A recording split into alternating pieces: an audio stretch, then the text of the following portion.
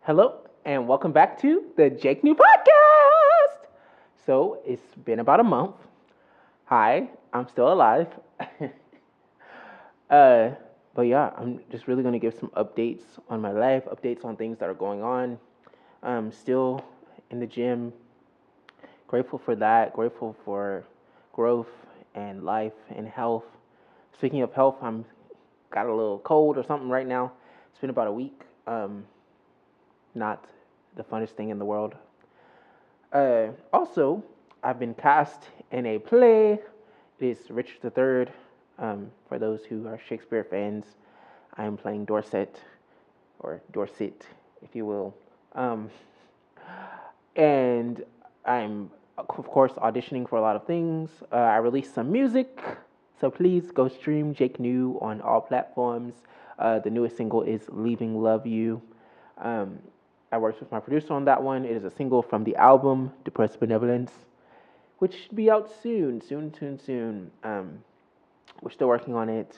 I'm really done writing for it. I think I'm done writing for it. Now we're just in the process of mixing and mastering, and yeah, hopefully it'll be out to you soon. It's very honest.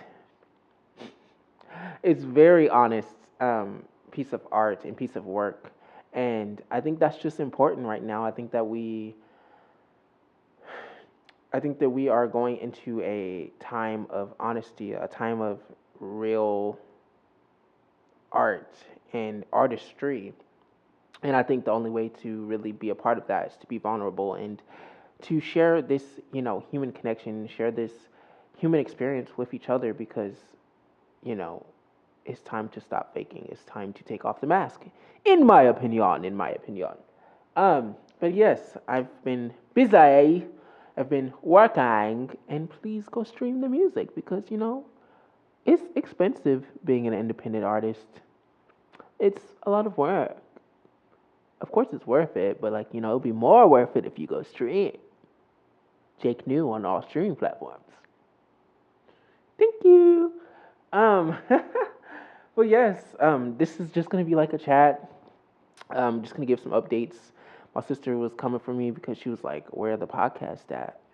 And I was like, "I'm busy. I'm working. I have a full-time job and doing things." But also, I started this to be encouraging to others for me to look back on it. And I'm like, Jacob, you kind of have to record the process to record the process. How you gonna look back on it when you didn't record it? How that's gonna work? And I mean, honestly, I have been recording things. Like, I'm gonna have vlogs coming out, so there will be vlogs coming out. I have definitely been recording things. It's just, I haven't sat down and made a podcast. I haven't put those videos together to put them out. So let's just say the output will be happening more. I have been working at things. I have been putting in effort. It's just the output to you guys has slowed down, and I apologize, and it will get better from now on, moving forward. Sometimes you need a sister to check you. You need somebody to check you. Don't check me too much because, I'll come right on back for you. But no, I'm grateful. And things are looking up. Things are definitely looking up. I feel encouraged. I'm sabotaging myself less. Even I just, which is why we're in this, I just recorded a self-taped audition for a short film. And honestly, it was like embarrassing. Which auditions are always kind of embarrassing, but normally, I have so much prep time that I can just kind of be the character, so I'm not really like thinking about what's going on. But it's so different with a self tape because you're thinking about, oh, is the lighting good? Okay, what angle am I recording from? And this one specifically, I actually, instead of just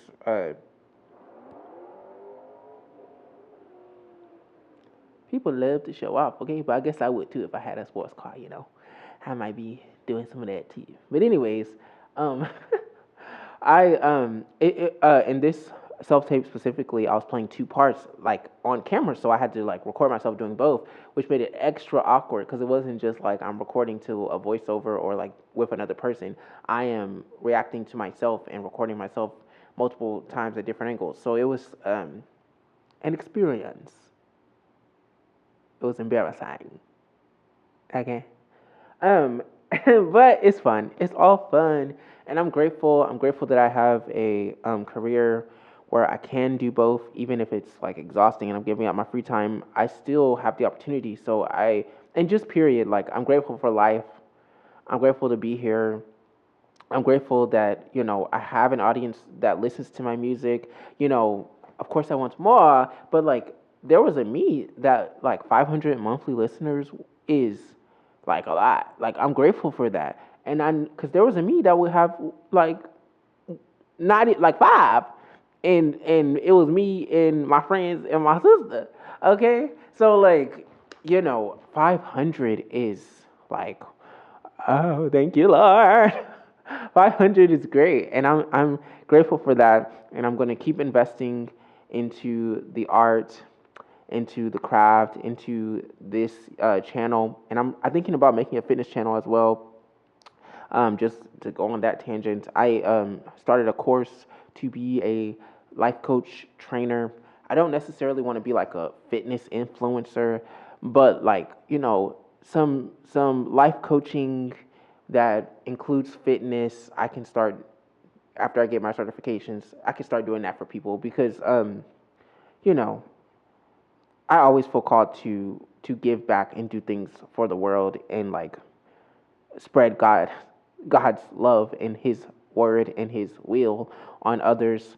Um, and I think that's a tool that I can use for that, like giving back to people. I know that there's a lot of mental turmoil and mental strain that stops you from doing these things that are good for you physically and mentally, right? So I kind of want to mix the two and be like, you can break these chains physically and mentally at the same time, right? They are connected, they are one. And just share the tools that I have learned over the last couple of years that have helped me with others.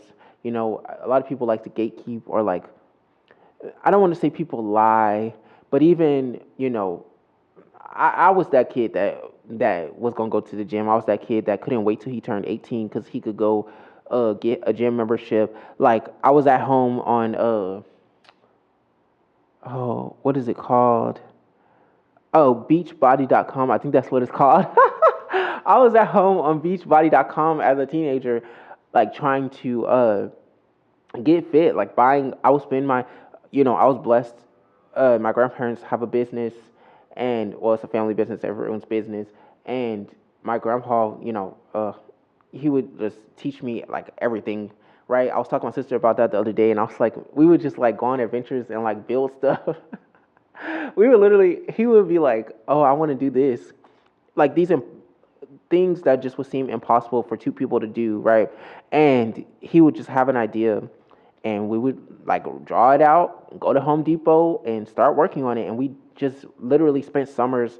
Just I learned so much about life and like peace and planting and growing things and building things and just like the impossible is always possible, right? That's literally what he taught me. I don't know why I went on this tangent, but yes, uh, I learned a lot from that man, and I'm so grateful for all of that. And it is all inside of me, and it just really drives how I live my life now, right? I'm not afraid to try things.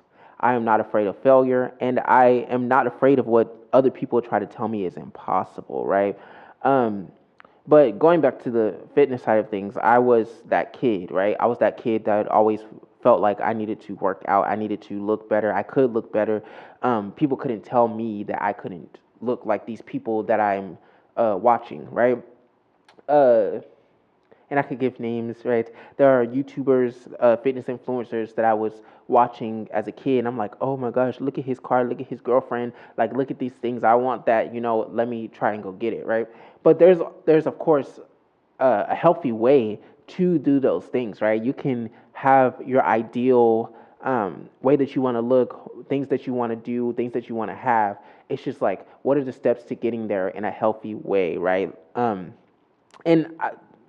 come on, a lot of failure. a lot of failure for many, many, many years, and I'm still working towards my goals. Right? Like I'm not saying like, oh, I have the perfect body. I'm exactly where, excuse me, exactly where I want to be.